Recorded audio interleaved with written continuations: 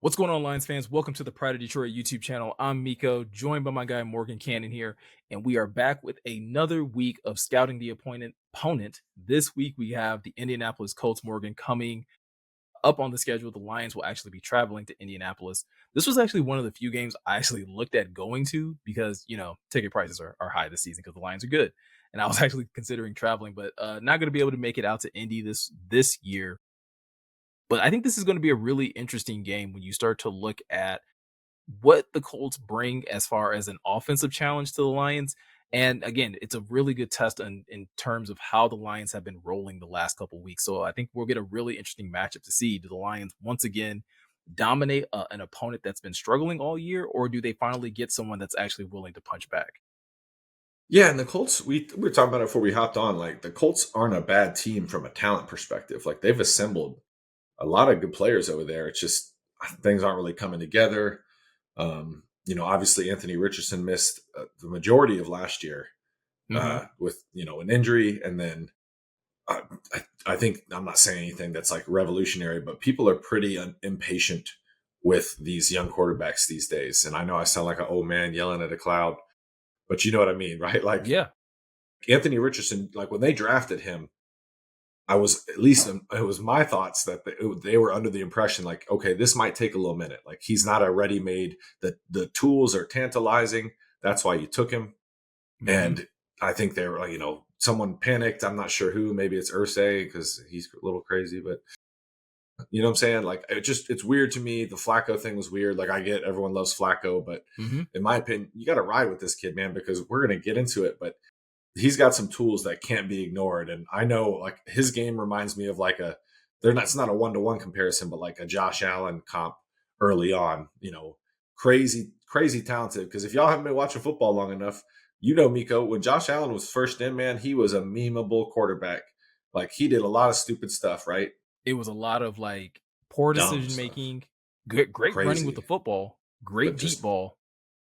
Everything other than that, though, was a nightmare when it came to bro. Josh Allen early in his career. And I think, yeah, you're Yeah. right. It's very similar with Anthony Richardson, where I mean, early in the season, he was, hitting Alec Pierce for 60-yard bombs, like off his back foot, like crazy, like combine type of stuff. And it was getting everyone excited of like, oh, he clearly has the talent. But like you said, it was kind of a repeat of his rookie year where he gets hurt early on, has to miss some time. Joe Flacco comes in there, and the offense isn't terrible, but it's not probably what they thought it would be in terms of having someone that's as electric as Anthony Richardson can be. And like you said, looking at their record, it's not a terrible team. They're 5-6 on the season. So just a game below 500, and they haven't necessarily been blown out by anybody, Morgan. Like they've been in every last one of these games. The games that they win, they're probably winning by like by one score. The games that they're losing by one score. So it's a team that I don't think like the Lions can take lightly. But again, they've been continuing to trend upwards the last couple of weeks. Obviously, embarrassing Jacksonville last week, and embarrassing most of the teams in the AFC South. Whether it's blowouts in terms of Jacksonville and Tennessee, or just a comeback win that had Houston shocked. So Indianapolis is the next team that's on the list, and I think, like I said, I think it's going to be a really interesting matchup when you consider all of the weapons and the pieces that they have on the offensive side of the football. Yeah, it's a lot to deal with, and it's a variable like we just talked about with the Josh Allen comp. Like the man can move around. He's 6'5", 245 pounds, can really run, and just kind of looks like that's what it pops into my head, man. The Josh. It's funny though that we're comping the super freaky athletic quarterback to a white guy. That's I was something. gonna say the only other comp though, right, that you could do, and it would be just as unfair, right, is to compare him to Cam Newton. Like neither Yeah, one of those comps are fair because of what those players were able to do with their facts. talent. But I mean, It's I there. got labeled as a Cam Newton hater at one point in time in my career because, like, as great as Cam was, I used to always look at, but like, the dude has never completed 60% of his passes. Like, that was always my knock on Cam. Right. And I think Anthony Richardson might be in that same type of mold where, like, he'll have like the explosive, he'll probably be able to put up good yards here and there. His completion percentage is going to be the thing that they're going to have to really work with him on him being a more accurate passer, but also a better decision maker as he continues to get more comfortable in the NFL. But he's got the pieces to do it with Morgan, right? We talked about, obviously, when you talk about the Indianapolis Colts, you have to talk about Jonathan Taylor in the backfield. Great running back for them, averaging 4.5 yards per carry, has really been that workhorse for them. Honestly, ever since they've drafted him, obviously he missed that one season where he was kind of coming back from injury. But you have him as in the backfield. You look at their wide receivers; they have three really good, probably even four really good wide receivers. When you look at Alec Pierce, Josh Downs, Michael Pittman Jr., and then they added Adonai Mitchell in this year's draft, another like really speedy guy, I believe out of Texas. So like you have a lot of pieces. Oh, and I can't forget Mo Ali Cox as well at the tight end position. So like there's a lot of pieces on that offense that the Lions have to contend with. And then you add in Anthony Richardson as the guy that's orchestrating it all. And it's just another element of things that you have to deal with. Yeah, they're loaded on offense. Like they can move it. They're like 14th in DVOA running the football with Jonathan Taylor. And yeah, they got some like Downs, really like Downs game. Like they do a lot with him out of the backfield. We're gonna see here in a little bit. But yeah, they work their matchups. And if he can get in command of this offense, like you were talking about, then they can really get rolling because it's all the tools are there, man. It's just gotta take a little bit of time. Yep. Whoever needs to hear this in Indianapolis. Yeah, so I think it's going to be an interesting matchup with the Lions this week, and let's go ahead and we can kind of jump into the tape right away. We're going to put a heavy focus on the offense because I do think like this defense, you and I were talking about it earlier this week, that this defense is better than I think a lot of people give it credit for. And this past defense is better than a lot of people give them credit for. They're going to get tested this week because, like I said, Alec Pierce, Josh Downs, Michael Pittman Jr., all of those receivers have over 400 yards receiving on the year, right? With Alec Pierce leading the way with 590. But Josh Downs, to me, Morgan, is the guy that the Lions really have to circle and they really have to have a game plan for because this dude is electric whenever he gets in open space. And he's just a wizard at getting open and being able to get big plays like he does here. Yeah, this is an impressive catch, right? Like no matter how you look at it, full extension. It's not easy to hold on to this football, man. But yeah, I really like his game. Intelligent route runner. That's one of the reasons he really eats too. He's like good at hunting for that space against zone, right? Like Hmm. right here, just finds a bunch of green grass, and it's a little, it could have been a little more on the money, but you're not going to complain. Richardson kind of took a hit as he let go of it there, but yeah, you see this. It pops up quite a bit on tape when, and he's hype about it, right? Like he's excited.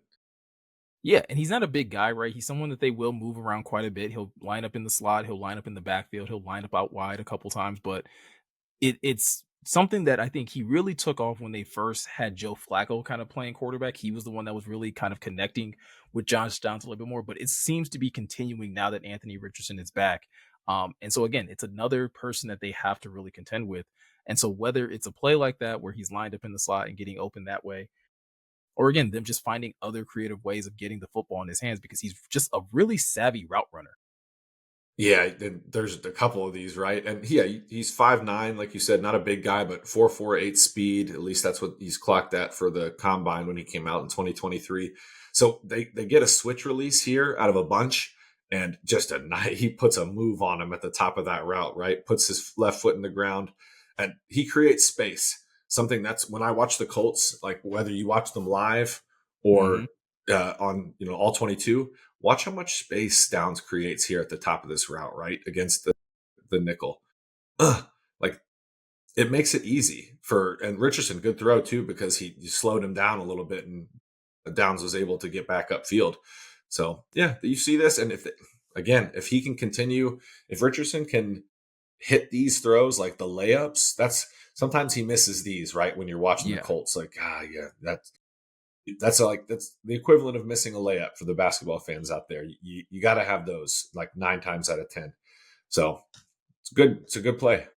Yeah, I was gonna say one other thing that I'll point out. I mean, this is another thing with Anthony Richardson. If you see it here on this play, he's once again being hit, right? So again, that we're gonna talk about this a little bit later, but he has this size and this strength to his game that like even if you're able to put a hit on him, doesn't mean that he's not gonna be able to deliver this ball well. And like you said, I love how Josh Downs was able to break down the nickel on this route because the nickel's trying to close out on this, thinking like, okay, he's gonna cut inside, but the minute he gets him to freeze and stop moving his feet, it's just an easy break to the outside. So again, this is something that if you're Amik Robertson, if you're Brian Branch and you get matched up with Josh Downs in the slot in a man-on-man situation, you have to be very decisive in what you want to do next because he is so good, like you said, creating that space and then being able to still finish after he gets the ball in his hands. Yeah, and that was the play, to be honest with you, when we were looking at the film, that gave me the Josh Allen vibes because he's just holding off a defender with one arm and Hmm. throwing a dot out by the boundary with the other. So freaky stuff. Like, come on, man. Yeah, 100%. Now, this is where I think things can get really dangerous when you're talking about Josh Downs is okay, so we know he can line up out wide, we know he can line up in the slot. You start putting him in the backfield next to Jonathan Taylor with Anthony Richardson in the backfield. Like the defense has to start sweating a little bit because it's like, what are they trying to do out of this formation? Yeah, and I like this too. They checked into it right, and if I'm thinking the way I'm thinking, Richardson liked the matchup, and he was like, "Oh, let's get into this." That's a that's a plus plus plus for me because that's knowing your personnel. Like this is the stuff. This is why the Lions are such a good red zone offense. Knock on wood, is because Ben Johnson's excellent at manufacturing matchups like these. Right, like this is a Jameer Gibbs, Amon-Ra St. Brown Hmm. route all day. Like creating space in a phone booth when space is more constricted, right in the red zone. This is the kind of stuff you have to hit on just to make life a little bit easier for yourself. So, yeah, like you said, it's tough to defend, man. Like not a just a tough spot to be in as a defender, right there, right. You're at the mercy of a really nice, like a really dynamic athlete. Yeah, and again, if you're the Lions and you play a lot of man to man, like you're going to have to make decisions on your personnel. Again, are you going to roll out, three linebackers or two linebackers, or are you going to choose to go with extra corners, so that you can have that matchup so that in the event that something like this happens, you don't have to worry about, hey, Jack Campbell getting matched up with Josh Downs in space. That's the last thing that you're going to want on a situation like that. It's funny you said that because that was the exact point I was about to make, man. Like as good as Jack and Malcolm Rodriguez and those guys have been playing, like even Ben Neiman, that's not a matchup that we want to do. That needs to be a Brian Branch and a Meek Robertson, someone of that nature. Yeah, Okay, yeah, for 100%. I expect sure. to see way more secondary, Yeah, six DBs out there on the field. Jack might be out there solo a lot when it comes down to playing linebacker. yeah, that's a good like. We would need to look. I know there's those metrics. We have access to it through POD, but I'm assuming they're going to roll out like at least from the game we watched against the Jets. They were in 11 personnel a bunch, where they Hmm. just so if for those of you that don't know, 11 personnel, just think one running back, one tight end, and then the math is three receivers, right? So that's what Miko is saying right there. I think you're going to have to. The Lions are going to get into nickel a little bit more than they have been lately, where they love being in base, man. Like Yeah, because again, Aaron, they have great yeah, linebackers that are yep, awesome at playing sideline to sideline. And again, when you have a Jonathan Taylor in the backfield, like you almost don't want to go too light in the box yeah, because it's like, could hey, be a if they problem. decide to run it, we need to have bodies there too. Again, you have safeties that can tackle really well, but I think this is going to be a very interesting chess match between Aaron Glenn and the offensive coordinator of the Colts because again, they have a lot of weapons, and it's going to be interesting to see how aggressive Aaron Glenn is going to be with someone of the ilk of Anthony Richardson. And another thing that I'm a little bit worried about, Morgan, when it comes down to the Colts offense, especially against the Lions in terms of man coverage, is what happens if they aren't able to facilitate or be able to generate pressure. Because if you have deep routes like this, like the one to Alec Pierce here, you're going to give Anthony Richardson a lot of time to allow these deep routes to kind of develop and for him to kind of be able to hit these guys on crossing routes or nine routes down the field. Yeah, and this is just a really good route too from Downs. You know what I mean? Like, just is this no? This is Pierce, right? Yeah, Pierce. Like just leverage, knowing where the defender is, and it's a good throw from Anthony Richardson. Also, I thought about this. My brain started spinning when you said the offensive coordinator. It's Jim Bob Cooter, man. I No swear. way. I swear it is. I like in my head, I was like, it's Jim Bob Cooter. When you said offensive coordinator, I was about to say, and then I was like, let me confirm because I don't want to be an idiot. But yeah, it was Jim Bob Cooter. That's kind of funny Defensive, because I did not know that. yeah, So again, hey, if you guys didn't know where Jim Cooter was, he's down in Indianapolis yeah, just a calling little plays like bit. this. Yeah, like this is good though. Like really clean release. If you're Sauce here, you don't get it. He doesn't. I don't think he gets a hand on him. Let's watch one more time at the release. No. Puts that foot in the ground. No, dude, and then routes him up right. So it's a good job of Pierce stacking the defender, right? So watch his leverage. Once he gets in front of, he that's those steps up and to the right where he can stack Sauce behind him a little bit and Yep. then be able to break. That just makes the throw that much easier for Richardson, because this is not a short throw, because you're throwing. He's basically throwing this from the opposite hash. Not a short throw. No, Good not throw at though. all. And so again, it's going to put a lot of pressure on your defense. It's going to make it so that again, if you're Carlton Davis, if you're Terry Arnold, not being able to be put in these types of situations because Alec Pierce is their deep threat, right? He's averaging 22.7 yards per reception. So when he's on the field, you're going to have to be mindful of him. You're Terry Arnold, you have to get hands on him early. If you're Carlton Davis, you have to get hands on him early. And like I said earlier, it's really going to be interesting to see how Aaron Glenn decides to play his safeties. Does he decide to play these two deep safety looks and keep, Kirby and Brian Branch on the deeper parts of the field? Because again, Alec Pierce is averaging 22.7. Josh Downs is averaging 11 yards per reception. Michael Pittman is averaging 11 yards per reception. And AD Mitchell is averaging 12 yards per reception. Like everyone is going down the field. So you have to either A, generate pressure quickly or be able to stick with your man as they're streaking down the field and being able to challenge when these passes come their way. Yeah, and I still trust the Lions secondary. Like Pierce is 6'3", like a big target. So that's plays into. I don't watch a ton of Colts to be honest, other than the Yeah. game. The stuff we watch to prep for this. But I'm sure earlier in the season that's contributing to his his what is it 22 something Yeah. yards I per mean, reception. 22 Being a big yards per guy. reception. Yeah. Yeah, he's just big target, can move, and he's a good route runner, as we just saw there. Cincinnati guy, if I'm Yep. not mistaken. Yep. Okay, I do remember that now. Yeah, good game. Yeah, their offensive line. That's the next point I wanted to speak to. Quentin Nelson's still there. The rest of it, so. It's not. It's not great. It's not terrible. So something to keep in mind, because the Lions. I liked what I saw against Jacksonville's offensive line, which wasn't terrible, Yeah. but they got bullied. That was pretty impressive. And I think, like I said, that's where if you want to, because it seems to be, and it again, now that you say that it's Jim Bob Cooter that's basically calling plays down in Indianapolis, it makes sense that they have so many big plays and that they are running that style of offense because that was the style of offense that he was trying to call here when he had Matthew Stafford. Where it was a lot of throws downfield, trying to get a lot of chunk plays. The Colts are getting those, right? And so it really is going to be that chess match of with Aaron Glenn, again, how does he choose to attack Anthony Richardson to basically speed up his clock? Because one thing I will say about Anthony Richardson, while he is a mobile quarterback, I don't think he's mobile in the same context of like a Kyler Murray, where like Kyler will extend plays and then look to scramble. I think Anthony Richardson is, whether it's right or wrong, is a little more like adept at trying to make a pass work. And again, sometimes that works against him where he'll end up taking a bad sack or something like that. But it's not one of those like he's quick to pull the trigger on running. With that said, Morgan, when he does decide to run, especially in the red zone, the Lions are going to have to like really be on their P's and Q's because this is where I think he becomes the biggest mismatch for them. Yeah, and I remember someone in the media asking them, they're like, "Are you going to run Richardson less?" And they're like, "No, like that's one of his, superpowers." Essentially, someone from the Colts. I can't remember who it was. It might have been Jim Bob Cooter. Actually, no, because everyone would remember that. But this is just a really good play design too, and this is if he can continue to develop. This is what makes playing mobile quarterback so difficult because you're here in the red zone. Things are condensed. It's a fake jet.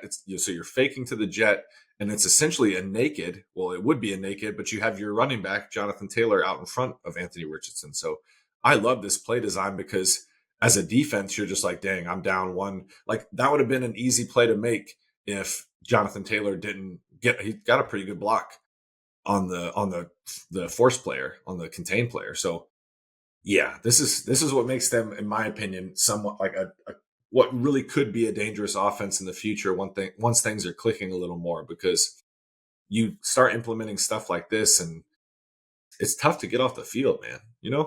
Yeah, I mean, I said it to you when I kind of sent these clips over. I was like, he's too fast for your edge players when on plays like this, and he's too strong for your safeties, right? Like he outruns the edge, punishes the safety as he gets into the end zone. Like Ran through this his is face.